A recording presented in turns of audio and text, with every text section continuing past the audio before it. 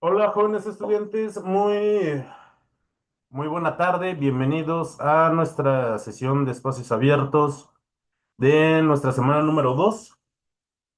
Mi nombre es Francisco Javier Camacho Flores y en esta semana estamos revisando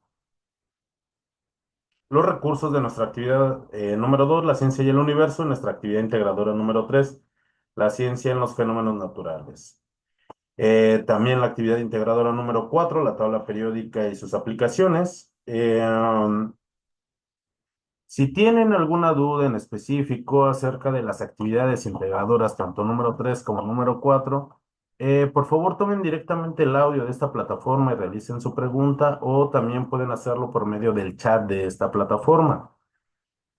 Se está generando un video de esta sesión, la cual se subirá a la plataforma de YouTube, donde ustedes aquí pueden dejar en la sección de comentarios las preguntas que crean sean necesarias. Lo más importante, tanto en esta sesión como en la revisión del video de la plataforma de YouTube, es que sigamos las normas de comunicación virtual. Ok, espero que nuestro propósito formativo de este módulo número 14 esté claro. Recuerden, estamos estudiando algunas ciencias experimentales como química. En esta semana estamos abordando física, un poco de biología, sobre todo con esas biomoléculas que conforman la vida. Estamos terminando de conocer a esos elementos que se encuentran en la naturaleza y sobre todo cómo los ordenamos en la tabla periódica. Y en esta semana estamos conociendo acerca de diferentes tipos de energía y cómo se manifiestan en fenómenos naturales. El día de ayer, jóvenes, les subí tanto a los diferentes foros unas tablas termodinámicas que les pueden ser de utilidad, sobre todo para el cálculo de las entalpías. Por algunos detalles técnicos, el miércoles la conectividad estaba itinerante. Y si no hay alguna pregunta pertinente acerca de la actividad integradora número 3, me gustaría abordar primero la actividad integradora 4.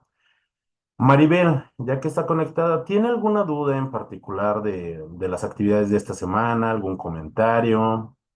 ¿Algún aporte que quisiera realizar? ¿No?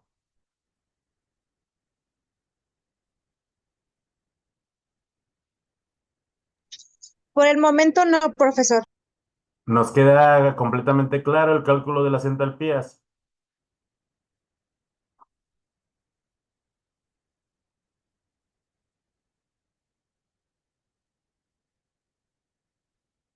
Bueno, espero que sí. Vamos entonces con nuestra actividad integradora número 4.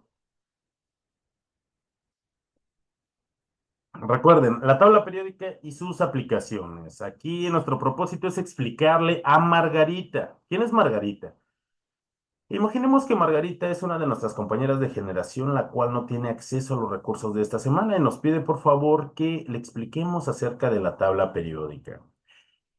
Vamos a realizar una presentación en PowerPoint con audio. Tiene que ser con nuestra propia voz, cubriendo cada uno de los puntos que se nos están solicitando para que a Margarita le quede claro qué es la tabla periódica.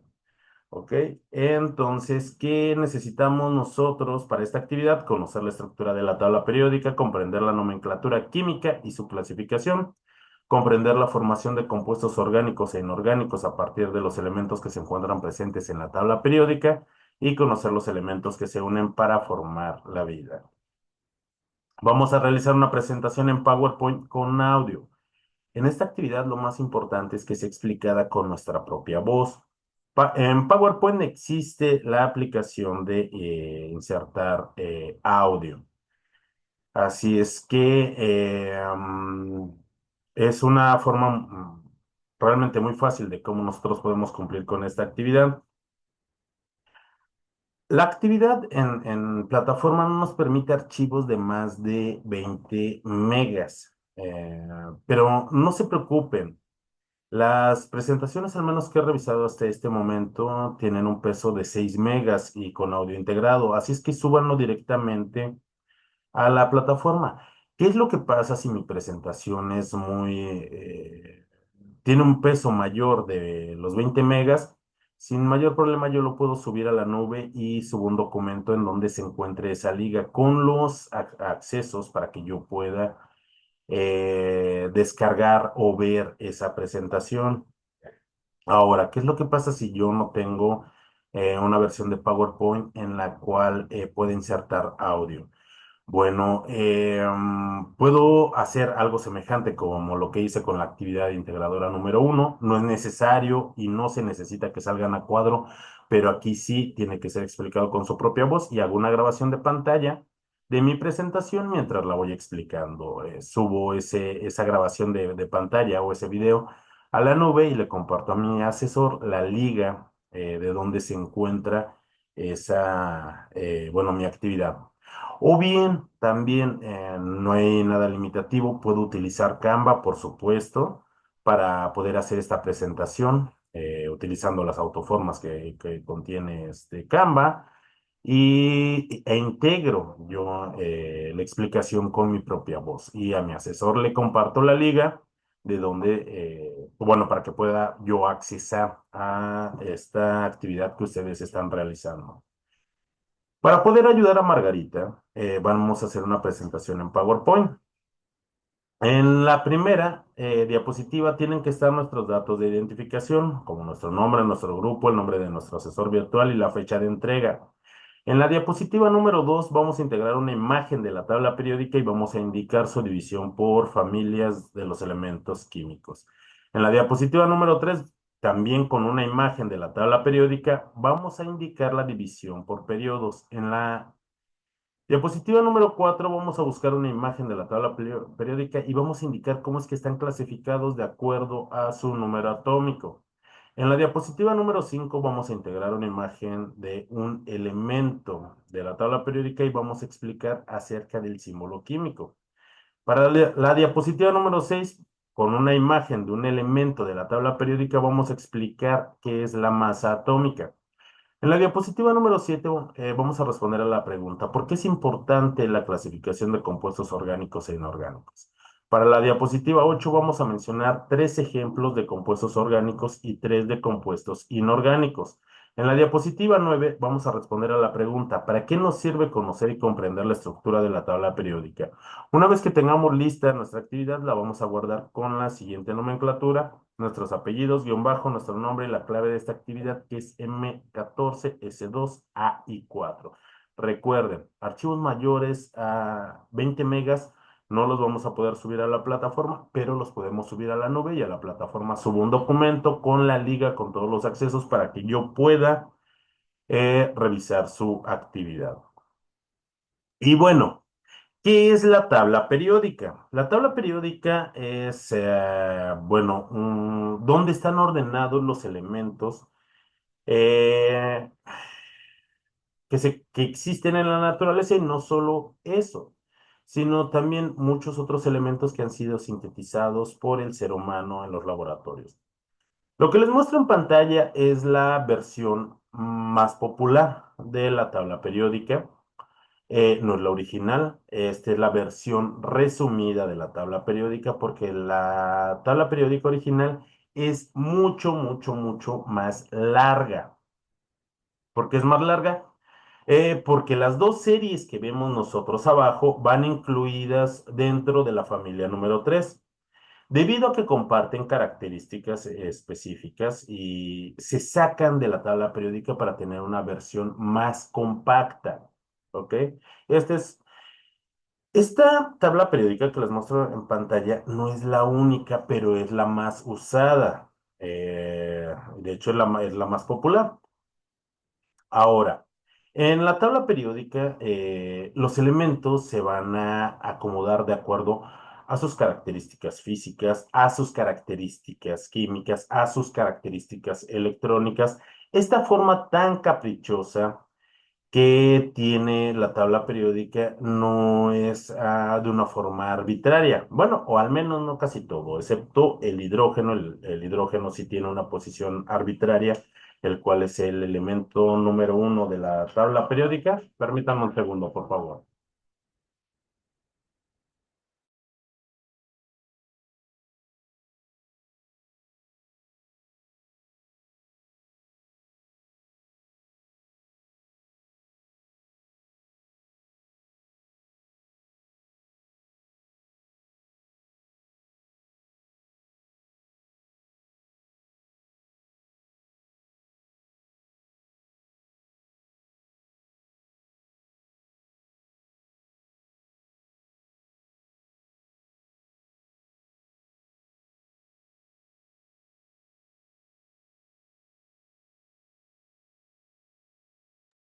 Perdón. Como les comentaba, entonces tienen un ordenamiento de acuerdo tanto a sus características químicas, a sus características físicas, a sus características electrónicas. La posición que tiene cada uno de los elementos no es al azar. Ahora, es importante también que conozcamos la nomenclatura que tiene la tabla periódica. Tal vez ustedes van a encontrar una imagen y van a encontrar colores diferentes. La posición de los elementos no va a cambiar, pero tal vez sí los colores. ¿Por qué? Porque si yo hago mi tabla periódica, yo le voy a poner los colores que yo quiera. Así pasa con las mismas casas editoriales o los diseñadores que hacen la tabla periódica, pero es una responsabilidad que yo coloque qué significa cada uno de esos colores o por qué qué elementos estoy englobando con esos colores. Así es que vemos que esos colores realmente tienen un orden y que están indicados en la propia, en la tabla periódica. Vemos un color, por ejemplo, el verde para elementos no metálicos. Vemos un color rosa para la serie de los actínidos, un color café para los lantánidos. En el símbolo químico, por ejemplo, vemos en color azul algunos, algunos en color rojo, algunos en color gris, en color negro. Y es importante que coloquemos también la nomenclatura de qué significa. Por qué las letras están en color rojo? Porque unas en color azul o en color negro. Pues van a indicar que el negro se encuentran en estado sólido, en azul en estado líquido, en rojo en estado gaseoso y en gris pues realmente no lo conocemos porque esos elementos todavía no han sido sintetizados. ¿Ok? Ahora, pero los elementos realmente se comportan como sólidos, líquidos y gaseosos, depende de las temperaturas y las presiones a las cuales se encuentran. Entonces, también es importante referenciar que en la tabla periódica, los datos que se encuentran ahí reportados están a una temperatura y a una presión característica. ¿Van a cambiar algunos datos? Bueno, depende de la presión y de la temperatura. Pero datos como el símbolo químico, datos como la masa atómica, esos no van a cambiar como el número atómico, esos son constantes. Y es lo que nosotros le vamos a explicar a Margarita. Eh, Vamos a iniciar. Los elementos de la tabla periódica se encuentran ordenados en grupos o familias. Son 18 grupos o 18 familias y son esas columnas verticales iniciando la numeración del número 1 al 18, iniciando del extremo izquierdo hasta el extremo derecho. Son 18 familias, pero tal vez ustedes se encuentren ahora cuando estén buscando sus imágenes de la tabla periódica, que van a encontrar, por ejemplo, algunas que están referenciadas del 1 al 8A y del 1 al 8B. Porque si son 18 en otras tablas periódicas, vienen ordenadas de esa forma y todavía se siguen utilizando así. Anterior al 2007, las familias se nombraban del 1 al 8A y del 1 al 8B. Esto por una forma tradicional. A partir del 2007, la IUPAC dice, vamos a dejarnos de familias A y de familias B, vamos a enumerarlas de forma continua, del número 1 al número 18, empezando por la izquierda y terminando en el extremo derecho. Ahora, cada grupo o familia va a compartir características respecto de la electronegatividad y características físicas particulares. Por eso están ahí los elementos.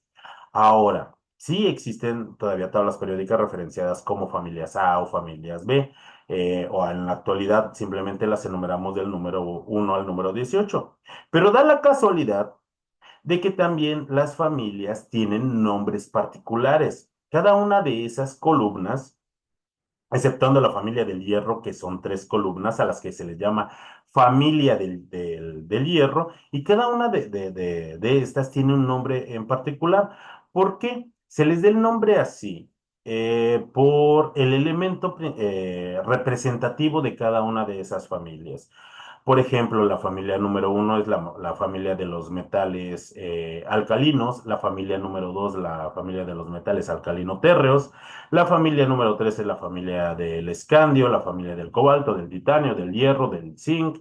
Por ejemplo, la familia número 18, que ya es característica de los gases nobles, la número 17 de los halógenos, la 16 de los calcógenos o familia del oxígeno, la 15 de la familia de los nitrogenoideos o la familia del nitrógeno, y así, como ustedes vayan conociendo más la tabla periódica, bueno, nos habituaremos más a que cada una de esas familias también tiene un nombre particular.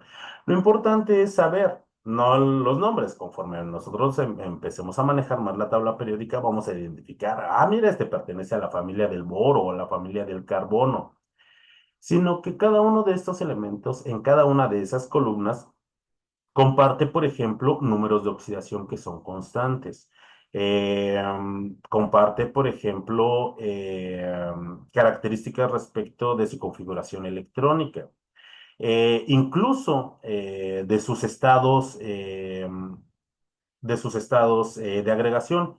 Les acabo de mencionar la familia número 18, la familia de los gases nobles. ¿Por qué? Porque a temperatura ambiente o en condiciones normales se encuentran de forma gaseosa y también la mayoría de los elementos de los halógenos, por ejemplo.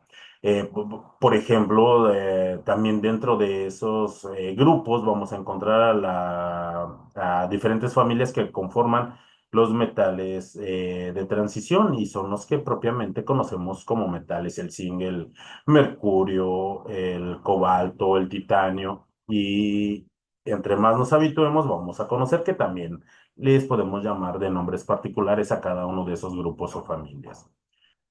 Además de eso, también la tabla periódica está ordenada por periodos. Existen 7 periodos en la tabla periódica y se enumeran del 1 al 7, iniciando por la parte superior. Y esos periodos son esas filas horizontales. Solo son 7 y si nosotros recordamos lo que aprendimos la semana pasada con el modelo atómico de Born, ustedes recuerdan que Born, por ejemplo, determinó que esos electrones que se encontraban girando alrededor de esos núcleos atómicos no se encontraron los electrones, de hecho, al azar, sino en niveles energéticos. Cada uno de estos niveles energéticos, de estos 7, es donde se pueden encontrar esos electrones y obedece también a los periodos. ¿Ok? Si nosotros conociéramos un poco más acerca de esos elementos y conociéramos su configuración electrónica, veríamos que también dentro de estos periodos, estos elementos comparten la configuración, comparten esa configuración electrónica y tratan de alcanzar la estabilidad del gas noble en el periodo en el que se encuentran. Van a decir, ok, si yo cuento del 1 al 7, pero ¿qué pasa con los bloques o la serie del lantánido y la serie del actínido que se encuentran afuera? No es que, bueno, se encuentran afuera para compactar la tabla periódica, pero la serie del lantano y de los actínidos se encuentran en los periodos número 6 y 7 dentro de lo que son los metales de transición, aunque generalmente también se les conoce a este grupo como tierras raras y también tiene características particulares debido a que generalmente son elementos radiactivos. ¿Ok? Eso es a lo que obedece ese posicionamiento. Los elementos en la tabla periódica también se encuentran ubicados e identificados de acuerdo a su número atómico. Y este número atómico va de forma creciente, iniciando por la familia número uno y el periodo número uno con el hidrógeno, y vamos indicándolos de izquierda a derecha por periodos. ¿A qué obedece este número atómico? Vámonos nuevamente a la semana pasada, donde nosotros aprendimos acerca de esos modelos atómicos. Si nosotros recordamos todos esos descubrimientos de esos científicos, llegaron a la conclusión de que en el núcleo atómico se encuentran tanto protones como neutrones y los electrones se encuentran girando alrededor del núcleo. Nos dimos cuenta que todos llegaron también a la misma conclusión de que un átomo es eléctricamente neutro. ¿Por qué? Porque tiene las mismas cargas positivas y tiene las mismas cargas negativas. Es decir, los átomos en su forma basal eh, tienen la misma cantidad de protones que de electrones girando alrededor del núcleo. El número atómico únicamente nos va a indicar la cantidad de protones que hay en el núcleo, pero conociendo este número, nosotros podemos saber la cantidad de electrones que están girando alrededor de este. El número atómico, además de proporcionarnos esa información tanto directa como indirecta, nos sirve para colocar de forma creciente y ordenada a los elementos en la tabla periódica. Es por ello que en el periodo número uno vamos a encontrar al hidrógeno y hasta el otro extremo el helio con el número 2, con el número 3 al litio, después al berilio, al 4 al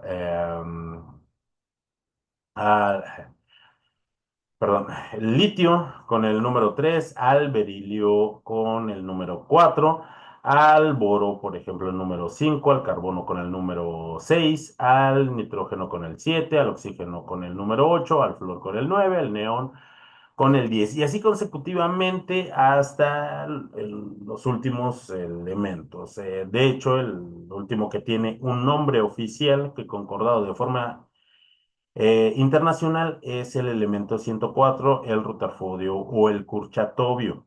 Algunos elementos tienen dos nombres. Y a partir de este, todavía, aunque algunos han sido sintetizados, tienen vidas ínfimas de milisegundos, todavía no tienen nombres oficiales, ¿ok? Entonces, a esto se refiere, el número atómico nos ayuda a identificar la cantidad de protones y de electrones que tiene ese elemento y también nos sirve para poderlos posicionar. Miren, por ejemplo, si ustedes observan en esta imagen que les puse en la tabla periódica, están indicadas las familias no de forma creciente del número uno al número 18. Aquí las vemos en familias A y en familias B. Así es como, bueno, anterior al 2007, era como se encontraban indicadas.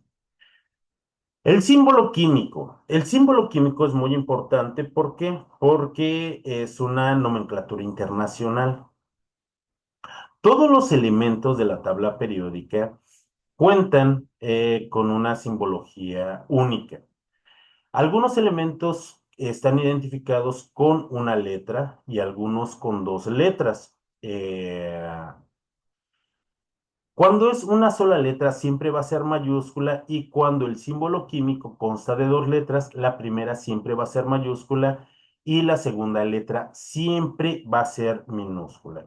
Independientemente de en qué idioma nosotros tengamos, por ejemplo, una tabla periódica, los símbolos químicos no van a cambiar, y tampoco la información que ahí tiene. Sí va a cambiar el idioma, ¿ok? Pero los símbolos químicos, una ventaja es de que son internacionales. Si tengo una tabla periódica en japonés, una en vietnamita o una en francés, van a tener la misma simbología química. Claro que van a estar en el idioma de quien la diseñó, pero los símbolos químicos no cambian y tampoco cambia el ordenamiento de dónde es que se encuentran. Y bueno, ¿de dónde surgen los símbolos químicos? Los símbolos químicos surgen del nombre de los elementos. En algunos va a concordar, por ejemplo, el hidrógeno, la primera letra es H y se utiliza el símbolo H, al igual con el litio y el berilio, con el aluminio, con el carbono, con el nitrógeno. Pero, por ejemplo, ¿qué pasa con el oro de símbolo AU? ¿Por qué no es OR? ¿Se descubrió alguno anterior que tenga esa simbología? Realmente no. El símbolo químico surge de tomar algunas letras del nombre, las letras características y representativas, pero también a lo largo de la historia los diferentes elementos han sido descubiertos y utilizados por diferentes civilizaciones y han sido descubiertos en los últimos 300 años por diferentes científicos de diversas nacionalidades y que hablan diversos idiomas. Los nombres de los elementos de la tabla periódica derivan de algunos idiomas como el ruso, el alemán, el francés, el inglés y también del latín. Por ejemplo, el oro no deriva del español ni del inglés, sino deriva del latín aurum. Por eso su símbolo AU. Y así con algunos elementos en los cuales no va a concordar el nombre en español con el símbolo químico que están presentando. Así es que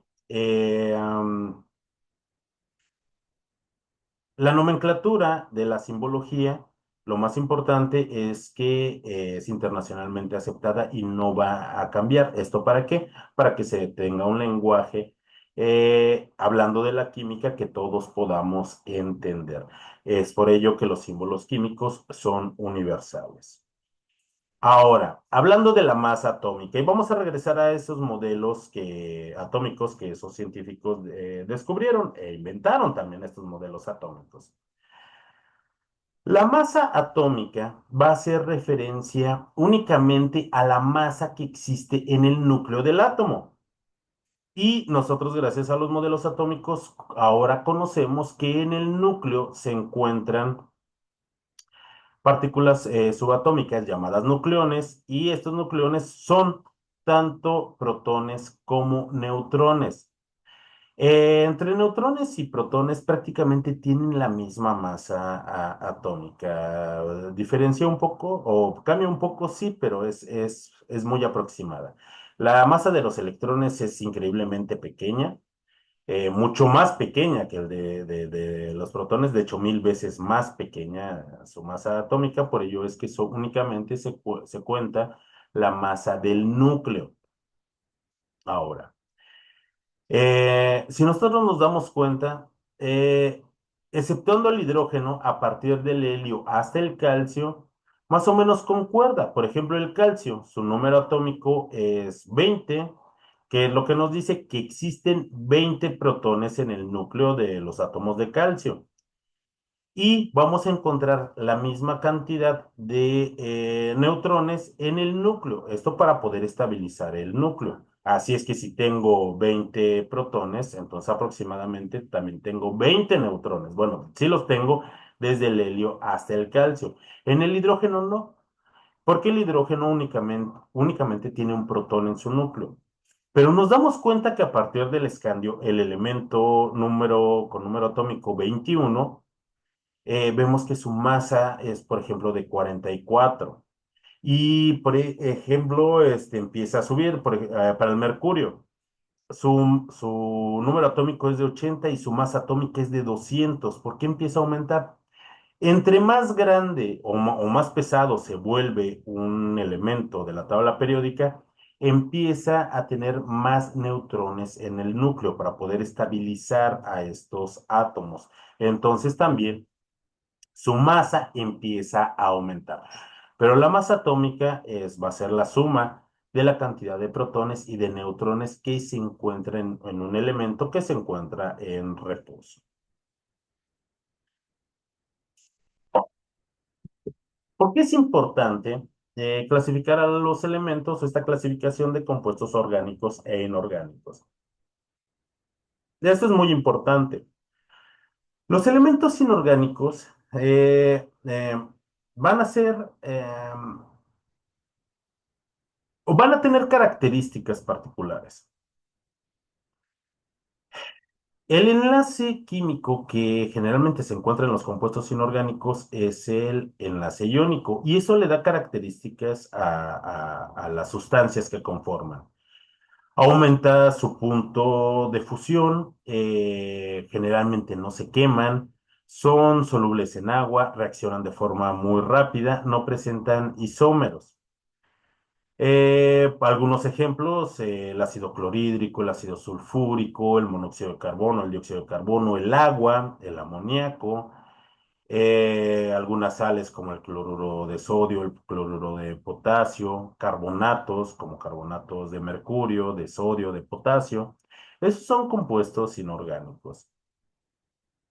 Porque existen entonces otros elementos otros compuestos, perdón, a los que les llamamos compuestos orgánicos porque también van a tener características particulares. Los compuestos orgánicos se van a caracterizar porque los elementos característicos que los van a conformar, al menos es el carbono unido a otros carbonos y a átomos de hidrógeno. También pueden estar unidos a muchísimos elementos como el oxígeno, el nitrógeno, el fósforo, algunos metales como el hierro, sí, pero va a ser característico porque son elementos compuestos en los cuales vamos a encontrar átomos de carbono unidos a átomos de carbono y a su vez estos a otros elementos. Y les va a dar características a estas sustancias. Los compuestos orgánicos generalmente se queman. Se caracterizan por tener un enlace covalente. Se disuelven, por ejemplo, generalmente en disolventes orgánicos. Sus reacciones son lentas y rara vez cuantitativas. La mayoría se queman, son combustibles. Y los átomos de carbono presentan concatenación y también presentan isómeros. Un ejemplo claro, bueno, es, por ejemplo, el azúcar. ¿El azúcar es diferente a la sal de mesa? Claro que sí. ¿Por qué? Porque el azúcar es un compuesto orgánico y la sal de mesa es un compuesto inorgánico. ¿Qué es lo que pasa si yo pongo un sartén en la estufa y pongo azúcar? Rápidamente se va a fundir y si no le presto atención, el azúcar se va a quemar. Después de caramelizarse, se va a quemar. ¿Por qué? Porque los compuestos orgánicos se queman. Al decir compuestos orgánicos, no necesariamente quiere decir que sean compuestos naturales, ¿no? Los compuestos sintéticos también son compuestos orgánicos. Los plásticos, los derivados del petróleo son compuestos orgánicos. ¿Por qué? Porque en sus estructuras presentan átomos de carbono unidos a otros átomos de otros elementos. Regresando al ejemplo del sartén o en un comal que esté caliente. ¿Qué es lo que pasa si nosotros colocamos sal? La sal jamás se va a fundir y jamás se va a quemar, a diferencia del azúcar. ¿Por qué? Porque los compuestos inorgánicos generalmente tienen un punto de fusión muy elevado. De los compuestos orgánicos existen muchísimos, pero millones de ejemplos, como por ejemplo los azúcares, como la sacarosa o la sal, el azúcar, perdón, el azúcar de mesa que les mencionaba, la glucosa, la fructosa, la manosa, por ejemplo, carbohidratos como las harinas de trigo, las harinas de maíz, las proteínas y todos los aminoácidos como el triptofano, la glicina, la metionina, la serina, la valina, gases que nosotros utilizamos, por ejemplo, para quienes tenemos estufa de gas. El gas que nosotros utilizamos para cocinar se quema, entonces si se quema es un compuesto orgánico. Los gases que nosotros utilizamos son compuestos orgánicos como el metano, el propano, el butano, el etano, componentes o muchas proteínas como lo es la actina, la miosina, la hemoglobina, compuestos que, por ejemplo, la madera o las celulosas que conforman el papel se quema, Eh, Son compuestos orgánicos y por eso es importante para poderlos clasificar. Por ejemplo, mi cabello, si yo le acerco una llama, se va a quemar. ¿Por qué? Porque está hecho de proteínas, está hecho de queratinas y muchas otras sustancias orgánicas y por ello es que se puede quemar. Incluso si me llegara a pasar un accidente o si me muero, pues me podrían cremar. ¿Por qué? Porque estoy hecho de compuestos orgánicos y por supuesto que me puedo quemar y puedo arder, así como el carbón, como el petróleo, como la gasolina. Son ejemplos claros de lo que son compuestos orgánicos. Orgánicos no significa en el contexto de la química que sean naturales, no, sino que en sus estructuras vamos a encontrar átomos de carbono unidos a otros elementos. Maribel y Guzmán y Maribel Olmedo, ¿tienen alguna duda con la actividad integradora número 3? Perdón, con nuestra actividad integradora número 4.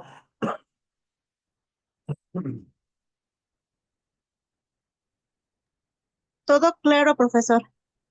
Ok, espero que haya quedado claro. Recuerden que esta actividad tiene que ser explicada con su propia voz. Existen más de 35 millones de compuestos inorgánicos para colocar ejemplos. Existen más de 140 millones de compuestos, perdón, 35 más de 35 millones de compuestos inorgánicos y más de 140 millones de compuestos orgánicos hasta la fecha y todavía faltan muchos más. Así es que podemos poner muchísimos ejemplos. Y es importante conocer esta clasificación porque la semana que entra vamos a conocer acerca de biomoléculas que son importantes y que son orgánicas, que conforman a los seres vivos, para comprender más acerca de nuestro universo natural. Recuerden, explíquenlo con su propia voz. ¿Qué es lo que pasa, por ejemplo, si yo necesito más diapositivas? Sin ningún problema, yo las puedo adicionar. Y de hecho es importante que también adicionen una diapositiva más para que coloquen sus referencias. Y tiene que estar explicada con su propia voz.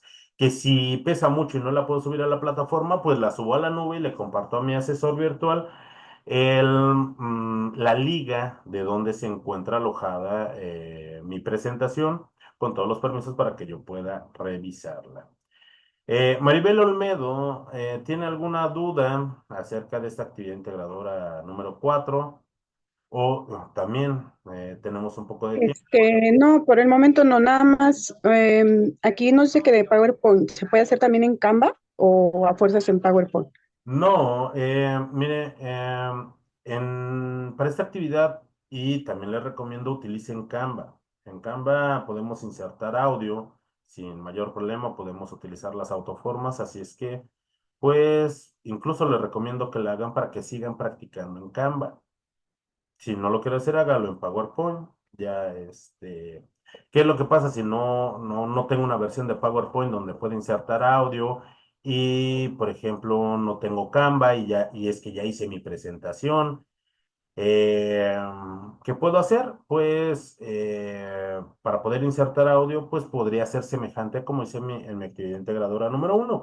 Hago una grabación de pantalla mientras estoy explicando mi mi tabla periódica con cada uno de esos puntos, explicándola con mi propia voz, genero ese video sin salir a cuadro, porque aquí no lo necesito, lo subo a la nube y es lo que voy a compartirle a mi asesor virtual. Así es que podemos nosotros hacer nuestra presentación de diferentes formas y también de superar esos obstáculos. Por ejemplo, si pesa mucho mi archivo, pues lo subo a la nube y le comparto la liga a mi asesor virtual para que pueda descargarla, siempre y cuando me den todos los permisos y que sea el archivo correcto. ¿Ok? Sobre la actividad integradora número 3, Maribel Guzmán y Maribel Olmedo, ¿tienen alguna duda en particular? No, en esa va todo en orden. Ya estoy igual por terminarla, pero todavía faltan unos detallitos.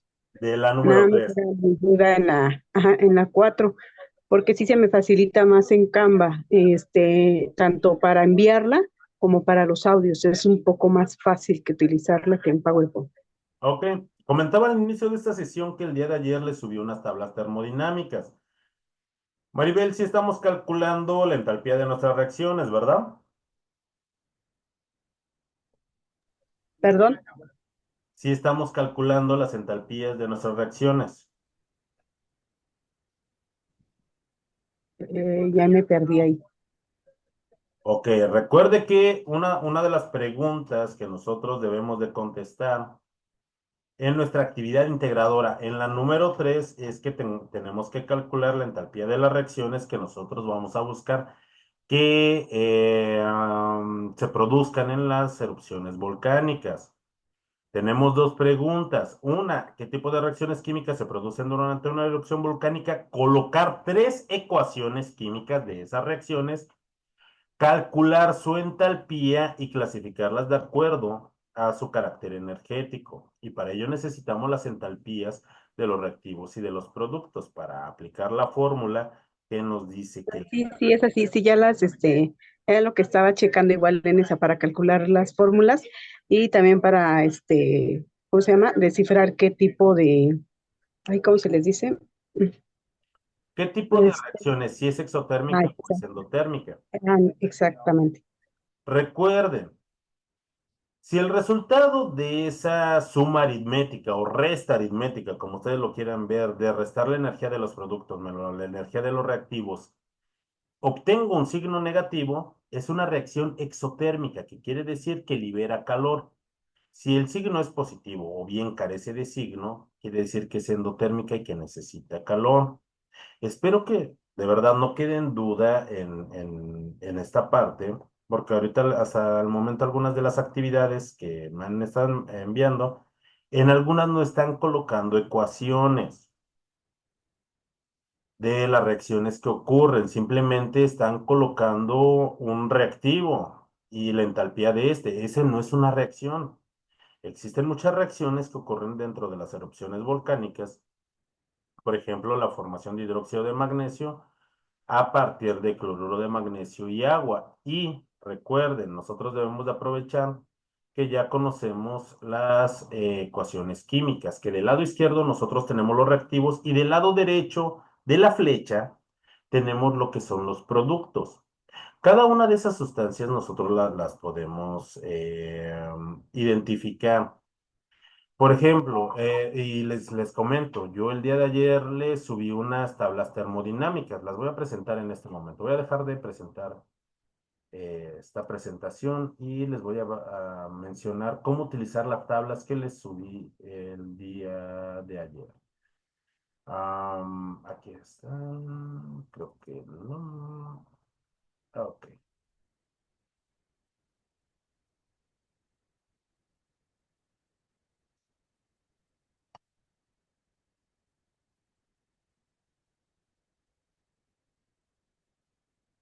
ok, aquí está. Espero que las puedan ver bien. Déjenme aumentar un poco. Ok. Estas tablas con características termodinámicas de las sustancias se las subí yo el día de ayer. Vamos a encontrar diferentes informaciones. En la primera columna vamos a encontrar el símbolo químico de esa sustancia. En la siguiente, el nombre de esa sustancia. Y después diferentes propiedades. La columna que nos interesa a nosotros es la que tiene ese delta H. Ese delta H es la entalpía, es lo que nosotros necesitamos. ¿Para qué? Porque esa es la energía que tienen esas sustancias. Yo identifico, por ejemplo, aquí al trióxido de dialuminio o al óxido de aluminio. Espero que vean. Y me voy al valor, a este valor. Me dice que esa sustancia tiene una entalpía de menos 1675 kilojoules por mol. Esa es su energía de esa sustancia. Busco, por ejemplo, otra sustancia con la que va a reaccionar y, por ejemplo, el sulfuro de arsénico, AS2S3, y busco su entalpía. Como reactivos, ambos tienen, por ejemplo, una energía negativa, entonces va a ser una suma de negativos y si sumo a los dos me va a dar como de menos 1800 kilojoules por mol. ¿Y en qué se van a convertir? Pues el tricloruro de aluminio se va a convertir en cloruro de arsénico y sulfuro de aluminio. Pues me voy a buscar estas sustancias donde se encuentren de este lado, si es que las encuentro. Busco sus entalpías como productos o productos, si es que solamente hay uno, y después aplico la fórmula. Ese delta H va a ser igual a la energía de los productos menos la energía de los reactivos. Y recordemos respetar los signos. Si la energía de mis productos es negativa y yo sumo los negativos, pues va a ser negativa. Y si yo tengo que restar y la energía de mis productos es negativa, menos por menos es más, entonces procedo a hacer la suma y tal vez la suma aritmética me dé un número positivo, me dé un número negativo. Lo importante no es la cantidad, sino el signo. El signo negativo nos indica que es exotérmica, que se libera calor, y el signo positivo o la carencia de signo es que necesita calor para poderse formar. Algo muy importante, voy ahora a la presentación. Ahí naveguen, conozcan esas tablas termodinámicas. Eh, la, las leyes termodinámicas nos indican, y eso lo podemos confirmar con las tablas. Para la primera reacción que yo les muestro en pantalla, por ejemplo, es el ion magnesio más dos moléculas de agua nos van a dar hidróxido de magnesio más dos iones hidrógeno. Es 2H más, es decir, Mg2 más 2H2O. eh, el- la flecha de la reacción nos da MgOH2 más 2H. Eso es lo que significa. En este momento, pues tal vez yo apenas estoy conociendo esos elementos de la tabla periódica, tal vez se me dificulte en este momento el cómo nombrarlos, pero yo ya identifiqué que el símbolo químico y no va a cambiar, identifico ese símbolo químico, me voy a las tablas termodinámicas y observo cuál es su energía, si es positiva o si es negativa. Algo que les recomiendo, la segunda ley de la termodinámica nos implica que cualquier elemento o ion en su forma basal, su energía es cero. Así es que si nosotros encontramos un elemento solito, su energía va a ser cero. Así es que ya nos ahorramos de andar buscando a los elementos que se encuentren solos. Y vamos nuevamente al primer ejemplo. Tenemos el magnesio en forma de ion Mg2 más. Está solito, su energía es cero, al igual que la del hidrógeno.